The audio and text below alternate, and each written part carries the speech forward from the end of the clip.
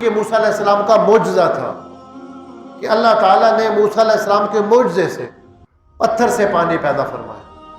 تو پتھر سے پانی کا نکلنا یہ معجزہ ہے۔ حضور علیہ السلام کا جو معجزہ بخاری شریف میں ہے، حدیبیہ کے موقع پر پانی نہیں تھا، آپ صلی اللہ علیہ وسلم وضو کرنے لگے تو صحابہ اکرام تیزی کے ساتھ آگے آئے۔ آپ نے فرمایا کیا بات ہے؟ عرض کرنے لگے یا رسول اللہ، نہ کھانے کے لیے پانی، نہ وضو کے لیے پانی، نہ کچھ پکانے کے لیے پانی۔ آپ صلی اللہ علیہ وسلم نے اپنا جو برتن تھا جس میں آپ وضو فرما رہے پانی تھا، اس میں اپنی انگلی مبارک ڈال دی، اور پھر آپ نے برتن کو اس طرح کیا، صحابہ کرام اپنے برتن بھرنے لگ گئے، پینے لگ گئے۔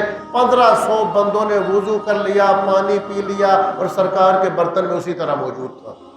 یہ بخاری شریف کے اندر یہ حدیث ہے۔ 1500 بندوں نے